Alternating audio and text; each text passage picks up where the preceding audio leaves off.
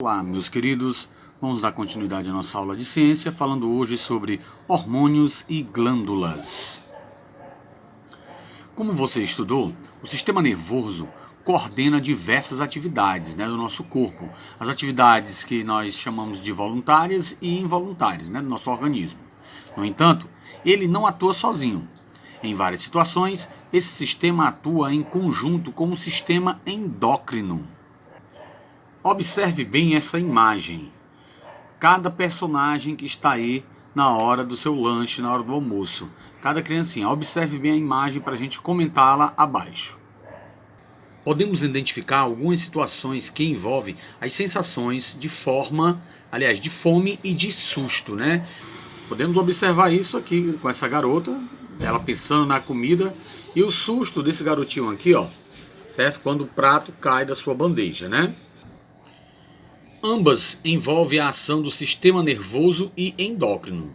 Além disso, as diferenças físicas entre meninos e meninas e entre crianças e adolescentes estão relacionadas a esses dois sistemas também. O sistema endócrino atua por meio de substâncias produzidas por uma glândula ou tecido específico do organismo, que são liberados na corrente sanguínea quando eles estão em processo. Essas substâncias são chamadas hormônios. Olha bem, hein? Essas substâncias no nosso sistema nervoso estimulam as glândulas específicas a produzirem a adrenalina, um tipo de hormônio que provoca diversas alterações do nosso corpo. A gente vai ver a seguir essas alterações, essas manifestações que acontecem no nosso corpo com a produção desse hormônio chamado adrenalina, que geralmente ele é estimulado quando nós sentimos medo, susto, algum tipo de sensação dessas.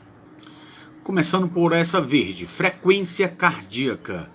Quando esse hormônio é liberado no nosso corpo, a frequência cardíaca aumenta para fornecer maior quantidade do gás, oxigênio e nutrientes para as outras partes do corpo, principalmente para os músculos nessa hora, que a gente trava, grita e tal, tem aquela contração muscular mais forte, Aqui do lado, nós podemos ver a respiração.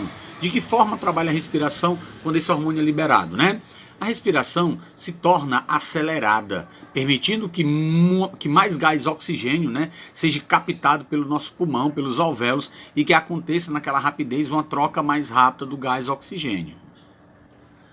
Aqui nós temos o suor.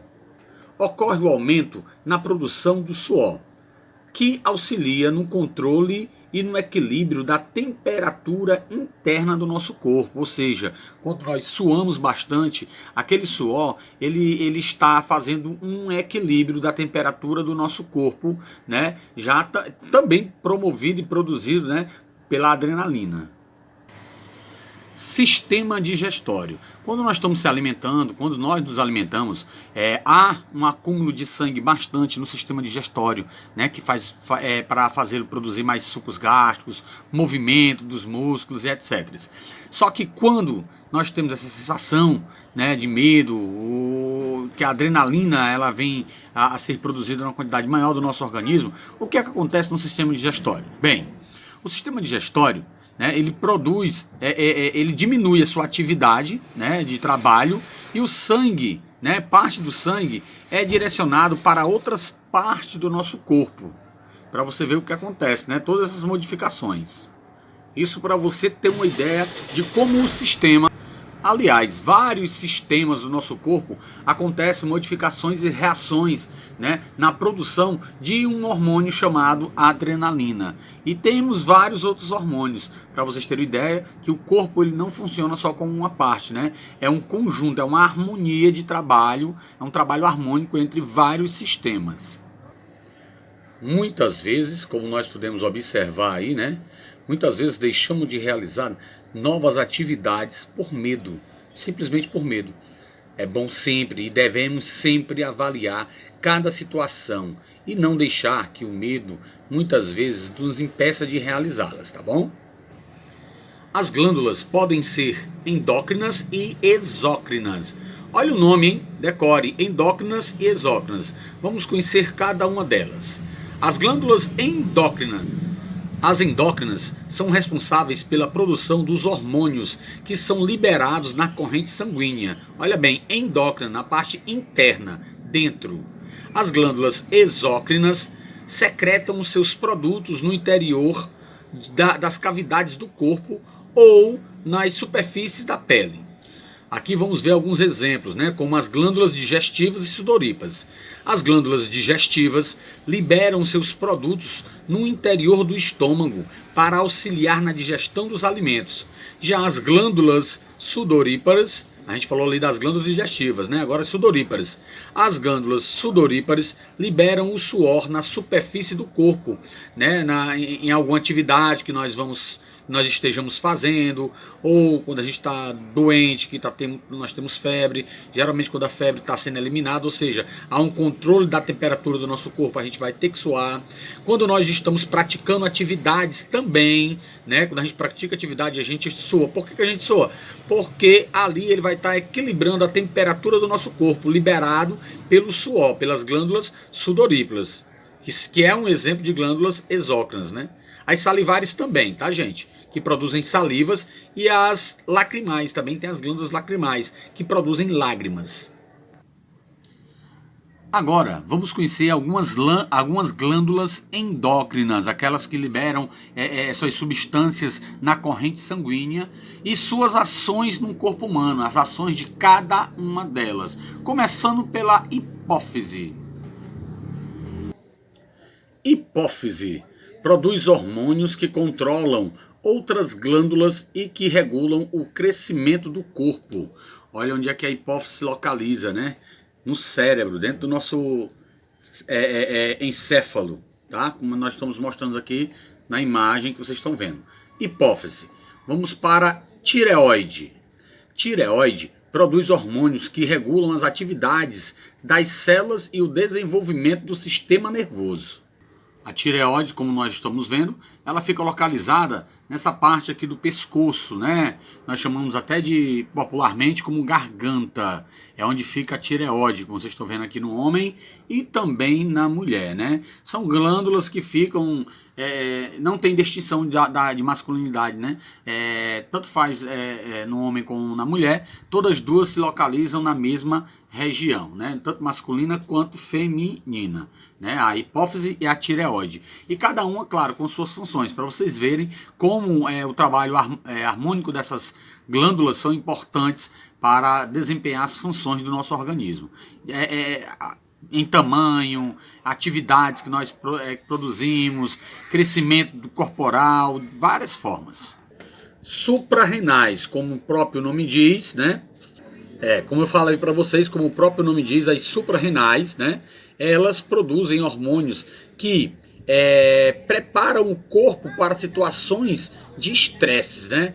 E onde é que elas se localizam? Como o próprio nome diz, suprarrenais, ficam logo aqui, ó, nessa parte em cima dos rins, né? Por isso que são chamados tanto no homem quanto na mulher, né? Tá aqui na mulher, né? Na parte de cima, e no homem também. Por isso que são chamados de suprarrenais, porque ficam localizados na região dos rins.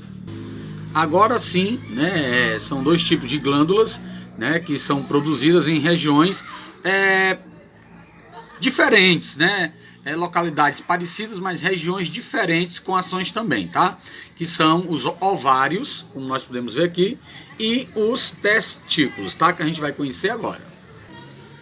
Ovários produzem hormônio que são responsáveis tanto pelo desenvolvimento de características do sexo feminino, quanto pelos processos associados também ao sexo feminino, como o ciclo menstrual e a gestação, né? Coisas que só a mulher sente e é capaz de produzir, né? Por isso que é produzido nos ovários, no sistema reprodutor feminino, como nós estamos vendo aqui, tá? Ó, ficam bem aqui nessas duas partes aqui que está apontando, os ovários, tá bom?